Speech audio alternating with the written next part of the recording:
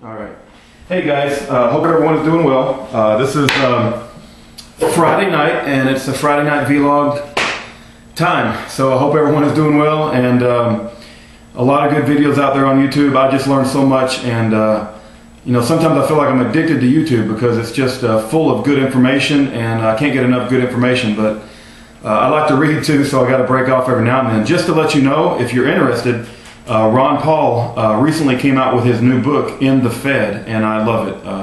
I'm only about 2 hours into it, and you can download it from www.audible.com, audible.com. And I've downloaded it, and I'm listening to it, and when I'm in the truck, I listen to it on my iPod, and it's just a great book. And I respect Ron Paul a great deal. So if you're interested, that's out there. And I wanted to jump right into the differences between a democracy and a constitutional republic.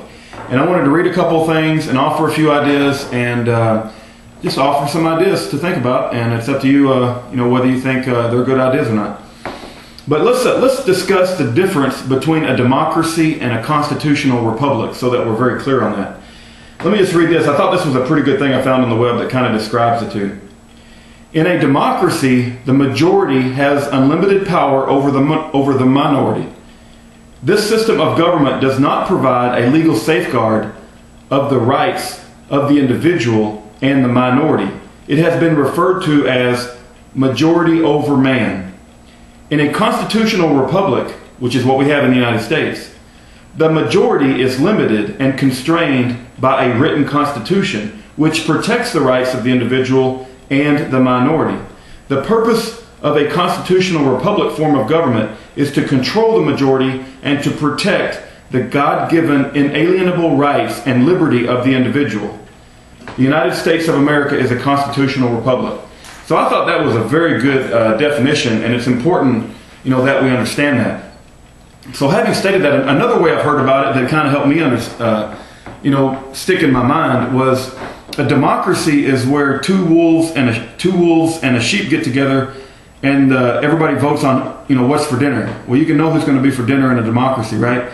But in a constitutional republic, the wolves do not get to vote on who's for dinner, and also the sheep are very well armed. So that's another way to think about it, the differences. So having stated that, I saw a video out there. It's by You Are in the Village. I'll probably put the link in the sidebar. He makes some great videos. We don't see eye to eye on religious issues or a lot of things, but he does make me think. I wanted to play a game called Let's Pretend, right? Let's pretend for a second. Let's pretend that 9/11 was not an inside job. Let's pretend that there is no such thing as false flag events, and what the government says is exactly what happened on September 11th, as well as every other previous false flag attack. Let's pretend that the Federal Reserve is run by extremely honest and the people of highest integrity, and they want nothing but what's best for America, and they just want to do what's best for America, and all of their actions are not self-interested, but are of the utmost integrity. And so that tax cheat, you remember him, Timothy Geithner, who stole like $34,000 supposedly from a TurboTax mistake. So he can make a TurboTax mistake in his favor, which is incredible to believe if you believe that. And yet Kent Hovind is in jail. That's whole nother video topic. But let's pretend that it really was a TurboTax mistake, and Timothy Geithner is of the utmost integrity, just like he says that he is, and those around him say that. Let's pretend that mainstream media tells us the news in an unbiased fashion, and they are not controlled in the least bit by their corporate owners. Let's pretend that our system is not in the middle of a financial collapse, and we are on a recovery that is going to be the recovery of the great America that we once knew. Let's pretend that Barack Obama really has a birth certificate, and that Miss Fukino, who is the Hawaiian health representative that supposedly has seen it, that he absolutely has a birth certificate, and she has seen it, and he has very good reasons for not showing it to the whole country. And that's none of our business. And let's pretend that, he is born in Hawaii just like he said he was, and let's pretend that he meets the constitutional requirements. So I could go on, but this takes a pretty big imagination, right? You got to have a pretty big imagination to pretend all the things that I just said. And so let's pretend that the United States is full of people that are not interested in like taking things from government or entitlements, but they're interested in doing what's best for America. The Harry Reids of the world, the Nancy Pelosi's, who she got on TV recently, and it was just amazing to see her cry about people using inappropriate rhetoric and asking us to calm down the rhetoric. And this is after she called us AstroTurf and after she called us Nazis. So, it's just, to see her shed a tear was, it's just moving to my heart to see Nancy Pelosi do something like that. But let's pretend that these leaders that I'm referred to have got nothing but the best interest of America in heart, and that we simply have, I don't believe this for a second, but let's pretend. And let's pretend there's not a new world order, not a push for one world government, there's not a push for North American Union, and let's pretend that they want to keep American sovereignty and they love the Constitution, and we get to keep our guns. This is a pretty big pretend thing I got going on here, guys. But let's pretend that our differences are only political. We just have different political views. That the people that I just mentioned, the Timothy Geithners, the Harry Reids, Nancy Pelosi's, the Barack Obamas, the Eric Holders of the world, that they just believe that we should have socialism or communism in a collectivist mindset where we're all one big happy family and the majority can take away from the minority when they need to because they need more. They simply need more than the people who are producing and achieving, and the people who are producing and achieving have more. So they have the right to take it away from us. And so the people that are individualist in nature, that believe in personal responsibility, personal liberty, we have God-given inalienable rights that you cannot take away from us. We fall into, the capitalism category, the conservative category. If you want to throw these meaningless labels out there that mean different things to different people.